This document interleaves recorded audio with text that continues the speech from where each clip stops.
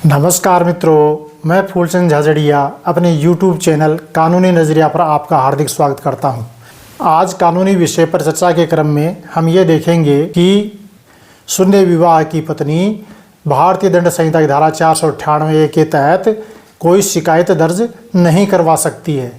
तो ये जो भारतीय दंड संहिता की धारा 498A पुराने कानून में रही है, इसका वर्तमान में भारतीय न्याय संहिता में धारा 85 में ये प्रावधान रखा गया है।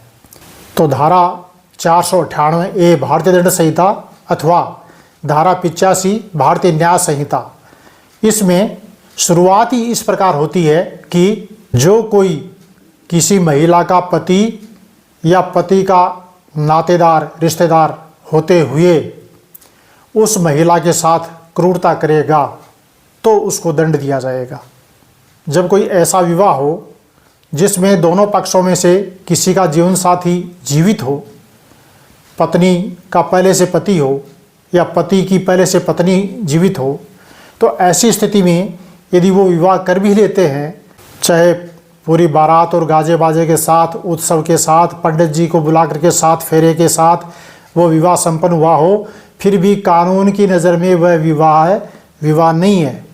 वे दोनों कानूनी रूप से पति पत्नी मान्य नहीं हैं, इसलिए वह विवाह शून्य विवाह की श्रेणी में आता है। और जब विवाह मान्य ही नहीं है, जब विवाह शून्य है, तो उस शून्य विवाह से पति पत्नी का रिश्ता पैदा ही नहीं हुआ। और जब पति पत्नी का रिश्ता पैदा ही नहीं हुआ, उत्पन्न ही नहीं हुआ, तब पति ही नहीं है तो पति के रिश्तेदार कैसे होंगे? पति के रिश्तेदार तो तब होंगे ना जब पति होगा। तो ये पति नहीं माना जाएगा कानून की दृष्टि से जब दोनों में से किसी भी एक पक्ष का जीवन साथी जीवित है। तो ये बात हम हिंदू लोगों के लिए कर रहे हैं, क्योंकि ये पर्सनल लॉ हर धर्म का अपना अलग अलग बना हुआ है।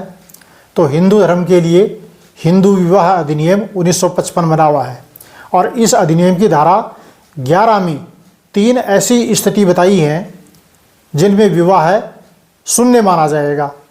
और उन 3 परिस्थितियों में से एक परिस्थिति हिंदू विवाह अधिनियम 1955 की धारा 5 के पहले खंड में है, जो इस प्रकार है कि विवाह के समय किसी भी पक्षकार का कोई जीवन साथी जीवित न हो, यानी कि या तो दोनों पक्षकार अविवाहित हों, तब कानून की दृष्टि में वो है वैध विवाह माना जाएगा, या किसी की पहले शादी हो गई है तो वो विधवा हो चुकी है या विधुर हो चुका है, तब भी दोनों शादी कर सकते हैं, या कोर्ट से तलाक हो चुका हो, विवाह का विच्छेद हो चुका हो, तब भी वे शादी कर सकते हैं।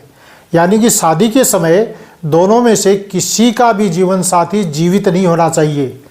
या तो उनकी शादी हुई न हो, या तलाक हो गया हो, या उनके जीवन साथी की मृत्यु हो गई हो, तभी वो दूसरी शादी करने के लिए कानून में योग्य होता है, अन्यथा वह शादी कानून में मान्य नहीं है। अब किसी ने मुझसे ये पूछा कि वह शादी न्यायालय से शून्य घोषित न हो या शून्य होने की जानकारी न हो दूसरे पक्ष को, तब तक तो उसको शादी को शादी माना जाएगा कानून में और वो पति पत्नी कहलाएंगे? जी बिल्कुल नहीं, ऐसा समझना बिल्कुल गलतफहमी है, नासमझी है। ये जो धारा 11 हिंदू विवाह अधिनियम की है, इसमें उस विवाह को प्रारंभतः शून्य घोषित किया जाता है, एब इनिशियो, यानी कि ऐसा माना जाएगा जैसे कि वह शादी हुई ही नहीं, उन दोनों के बीच कोई शादी कभी नहीं हुई, ऐसा माना जाएगा शून्य विवाह में। और तलाक जो होता है उसमें यह अवश्य होता है कि जिस तारीख को, जिस क्षण दोनों के बीच तलाक हुआ, विवाह का विच्छेद हुआ, उस क्षण वे दोनों पति पत्नी नहीं रहेंगे, उनका रिश्ता खत्म हो गया। लेकिन उस क्षण से पहले तक का उनका जो जीवन है वह जीवन पति पत्नी के रूप में उनका माना जाएगा। क्यों? क्योंकि विधिवत पति पत्नी है। और जो प्रारंभतः ही शून्य है, वो चाहे 2 साल, 5 साल, 10 साल बाद भी यदि उनको पता चला हो एक दूसरे के बारे में और बाद में विवाह को शून्य घोषित कर दिया हो, तब भी ऐसा माना जाएगा कि वह विवाह कभी हुआ ही नहीं। प्रारंभतः है शून्य, शुरू से ही शून्य। तो ये आज हम चर्चा इसलिए कर रहे हैं कि ऑनरेबल पटना हाई कोर्ट ने honourable supreme court of India के निर्णयों की मदद से, उन निर्णयों का सहारा लेते हुए, उन निर्णयों पर विश्वास करते हुए हाल ही में एक निर्णय पारित किया है। तो उस मामले के तथ्य इस प्रकार थे कि बिहार में एक लड़की ने एक व्यक्ति से शादी की, और जिस व्यक्ति से शादी की वो तो पहले से शादीशुदा था और उसके बच्चा भी था। फिर भी दोनों ने शादी कर ली, तो कानून की नज़र में तो ये शादी मान्य है नहीं, शून्य है। लेकिन वे साथ साथ रहे और कई वर्षों तक साथ रहे, उनके बच्चे हो गए।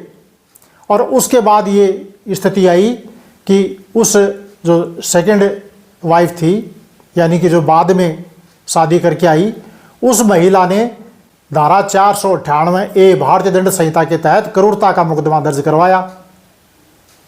और ताज्जुब की बात यह है कि नीचे की एडिशनल सेशन कोर्ट ने उस व्यक्ति को सज़ा सुना दी कि हाँ क्रूरता की है। फिर उस व्यक्ति ने ऑनरेबल पटना हाई कोर्ट में अपील की, तो ऑनरेबल पटना हाई कोर्ट ने ऑनरेबल सुप्रीम कोर्ट के निर्णयों का सहारा लेते हुए कहा कि ये तो 498 की शिकायत कर ही नहीं सकती। क्यों नहीं कर सकती? क्योंकि कानून की नज़र में ये शादी हुई नहीं, ये शादी मान्य ही नहीं है, ये प्रारंभतः शून्य है। तो प्रारंभतः शून्य है, जब ये पति पत्नी का ही कानून की नज़र में कोई रिश्ता नहीं है, तो 498A भारतीय दंड संहिता का मुकदमा तो पति और पति के रिश्तेदारों के खिलाफ होता है। पति है ही नहीं ये कानून की नज़र में, तो धारा 498A का मुकदमा ये महिला नहीं कर सकती। तो ऑनरेबल पटना हाई कोर्ट का ये कौन सा मुकदमा था? ये मुकदमा था क्रिमिनल अपील नंबर 277/2013।